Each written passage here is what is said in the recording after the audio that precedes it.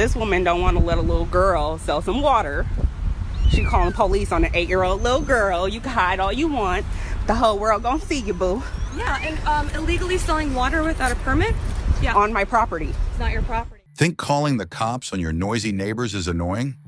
Wait until you hear about the woman who dialed 911 because her pizza delivery was 5 minutes late. From fast food fury to fashion emergencies, we're counting down the most ridiculous reasons people have wasted emergency services time that'll make your worst complaints seem completely reasonable. Hello, everyone. Welcome back to another jaw-dropping episode of Wow Amazing. Today, we're bringing you the absolute dumbest reasons people have ever called 911. And trust me, these stories will leave you speechless and probably a little concerned about humanity. But before we dive into these mind-boggling tales of misplaced priorities, make sure you smash that subscribe button and hit the notification bell. You definitely don't want to miss our incredibly entertaining content that'll have you questioning whether some people should even be allowed to own phones. Number 10, the Wi-Fi warrior. We're starting our countdown with a tale that perfectly captures the modern world's obsession with staying connected. Back in 2019, a woman in California decided that her internet going down wasn't just an inconvenience, it was a full-blown emergency worthy of police intervention. Instead of calling her internet provider like a normal person, this digital desperado thought the best course of action was to dial 911. Because apparently being offline for 30 minutes is basically the same as being trapped in a burning building, right? Our internet addict explained to the bewildered dispatcher that she couldn't access her social media accounts and needed immediate assistance. She genuinely believed that the police had some sort of magical Wi-Fi repair service and could somehow restore her connection with the wave of a badge. The conversation went on for nearly 10 minutes as she insisted this was a serious situation that required emergency response. When the dispatcher finally managed to explain that 911 was for life-threatening emergencies, not tech support, our Wi-Fi warrior became indignant and demanded to speak to a supervisor. Sometimes the only thing more broken than people's internet connection is their understanding of what constitutes an actual emergency. Speaking of people who've clearly lost touch with reality, our next caller proves that some folks will turn any minor inconvenience into a federal case. Number 9, Pizza Police Patrol. If you've ever ordered food delivery, you know that sometimes it takes longer than expected. Do you know what you don't do in that situation? Call the police. Well, someone forgot to tell that to Sarah Mitchell from Phoenix, Arizona, who in 2020 decided that her pizza being 15 minutes late was grounds for emergency intervention. This hangry customer didn't just call once. Oh no, that would be too reasonable. She called 911 3 separate times within 20 minutes, each call more frantic than the last.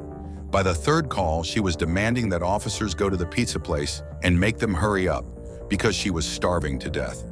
What transformed this from merely ridiculous to absolutely legendary was Sarah's increasingly creative justifications for why this constituted a genuine emergency. During her second call, she claimed that the delayed pizza was causing her blood sugar to drop dangerously low, despite admitting she wasn't diabetic when pressed by the dispatcher.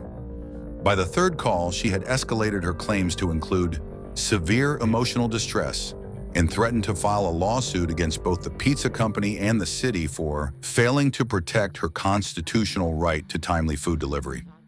Sarah also demanded that police escort the delivery driver to ensure he didn't make any additional stops, and suggested they should activate their emergency lights to help the pizza navigate through traffic more quickly. She proposed that food delivery should be treated with the same urgency as ambulance services, arguing that hungry people are dangerous people, and her neighborhood's safety was at risk the longer she remained without her pepperoni pizza. The dispatcher's attempts to explain that restaurants sometimes experience delays during busy periods fell on deaf ears, as Sarah insisted she had entered into a binding food contract that guaranteed delivery within 30 minutes. She even offered to pay the police overtime if they would personally drive to the restaurant and retrieve her order. The dispatcher patiently explained that late food delivery wasn't a police matter, but our pizza protester insisted she'd paid good money and deserved immediate service. When officers finally showed up at her door, it wasn't with a hot pizza, it was with a citation for misusing emergency services and a stern lecture about what constitutes a real emergency. The pizza arrived just as the officer was writing her ticket, which must have been the most expensive pepperoni pizza in Arizona history. From food frustrations to fashion emergencies, our next story involves someone who thought the police were basically their personal stylist service.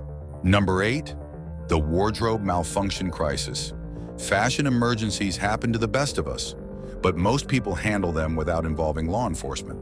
Not so for Marcus Thompson from Detroit, who in 2021 called 911 because he couldn't decide what to wear to his high school reunion. Yes, you heard that right. This grown man thought choosing an outfit was worthy of emergency response. According to the call transcript, Marcus had been standing in his closet for 2 hours, paralyzed by indecision between his blue suit and his black suit. He explained to the dispatcher that this was the most important night of his life, and he needed professional help making this crucial decision.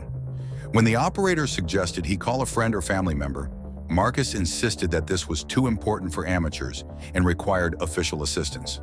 He genuinely believed that police officers receive fashion training as part of their academy curriculum. The dispatcher spent 15 minutes trying to convince him that the police weren't qualified to give style advice, but Marcus kept insisting they send someone over to help. Eventually, an officer did show up, not to help with his fashion dilemma, but to explain why tying up emergency lines with wardrobe questions was both illegal and incredibly selfish. Marcus ended up wearing his pajamas to the reunion after spending the evening getting lectured by law enforcement instead of getting ready. If you think fashion advice requests are ridiculous, wait until you hear about our next caller who thought the police could solve his relationship problems. Number 7, the breakup backup. Relationships are complicated, and breakups can be emotionally devastating. But when 22-year-old Jake Rodriguez from Miami got dumped by his girlfriend in 2022, he decided the appropriate response was to call 911 and demand they make her take him back. Because apparently the police have magical relationship counseling powers that nobody told the rest of us about. Jake spent 45 minutes on the phone with increasingly frustrated dispatchers, explaining that his girlfriend had illegally broken up with him and he wanted to press charges. He insisted that since they'd been dating for 6 months, she was legally obligated to give him a 2-week notice before ending the relationship. When the dispatcher explained that breakups weren't criminal matters, Jake became argumentative and demanded to speak to someone who understood the law better. He actually requested that officers go to his ex-girlfriend's house and arrest her for theft of his heart.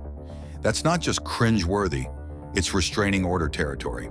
The call ended with Jake receiving a warning about harassment and a very clear explanation that the police don't mediate romantic disputes. His ex-girlfriend, meanwhile, probably felt even better about her decision to dump this absolute winner. From romantic disasters to retail therapy gone wrong, our next story features someone who thought shoplifting had very different rules. Number 6, the accidental shoplifter. We've all been there. You're shopping, you get distracted, and you accidentally walk out of a store with something you didn't pay for. Most people would either go back and pay or just chalk it up to an honest mistake. But when 35-year-old Lisa Chen from Seattle accidentally walked out of a grocery store with a pack of gum in her pocket, she decided the appropriate response was to turn herself in by calling 911. Lisa spent 20 minutes on the phone confessing to her heinous crime of accidentally stealing 75 cents worth of gum. She was convinced she was about to become a wanted fugitive and needed to surrender immediately before a manhunt began. The dispatcher tried repeatedly to explain that she could just go back to the store and pay for the gum, but Lisa was certain that store cameras had captured her criminal act, and the FBI was probably already involved. She insisted on having officers come to her house to arrest her because she couldn't live with the guilt. When police finally showed up, they found Lisa sitting on her front porch with her hands behind her back, ready for handcuffs. The officers spent an hour convincing her that accidentally taking a pack of gum wasn't a federal offense, and that she should probably just go pay the store the 75 cents she owed. Sometimes being too honest can be just as problematic as being too dishonest. Speaking of people with questionable judgment, our next caller proves that some folks shouldn't be allowed near electronic devices. Number 5, the vending machine vendetta. College life is full of challenges, but most students manage to navigate them without police intervention. Not so for 19-year-old Brad Wilson from Ohio State University, who in 2023 called 911 because a vending machine stole his dollar and refused to give him his candy bar. This wasn't just any candy bar.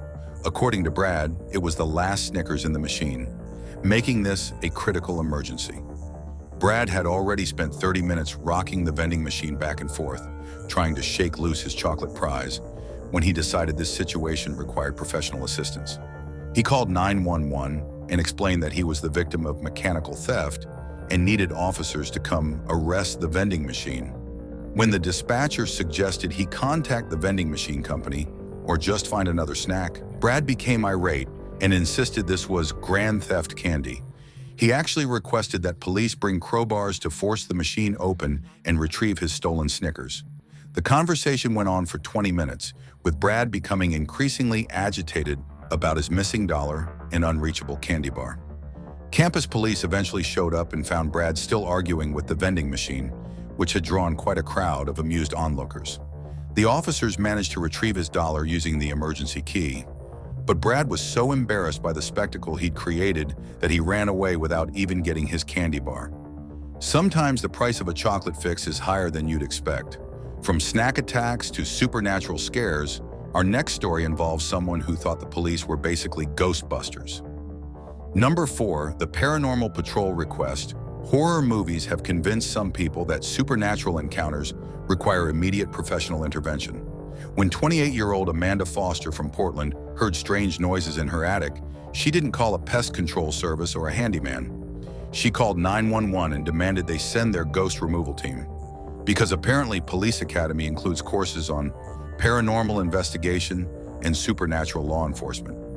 Amanda was absolutely convinced that her house was haunted and that the police had special training for dealing with spiritual emergencies. She spent nearly an hour on the phone describing the evidence, creaking sounds, cold spots, and what she was certain were ghostly footsteps. When the dispatcher suggested it might be squirrels or settling pipes, Amanda became offended and insisted she knew the difference between rodents and spirits. She demanded that officers bring special ghost-catching equipment and threatened to call the mayor if they didn't take her paranormal crisis seriously. The dispatcher finally convinced her that police don't handle supernatural situations and suggested she call a local pest control service instead. 2 hours later, the pest control team found a family of raccoons that had made themselves at home in Amanda's attic. Turns out the only spirits in her house were the ones she'd been drinking before making the call. If you thought ghost calls were ridiculous, wait until you hear about our next caller who wanted police to referee a board game. Number 3, the Monopoly Mediator. Family game night can get competitive, but most people manage to resolve disputes without involving law enforcement. Not so for the Johnson family from Texas, who in 2022 called 911 because their Monopoly game had gotten out of control and they needed official intervention.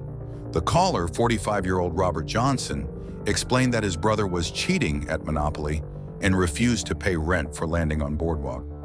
Robert was genuinely convinced that Monopoly rules had the same legal weight as actual contracts and that his brother's refusal to pay was tantamount to fraud. He demanded that police come to his house and arrest his brother for property theft because he wouldn't hand over the fake money.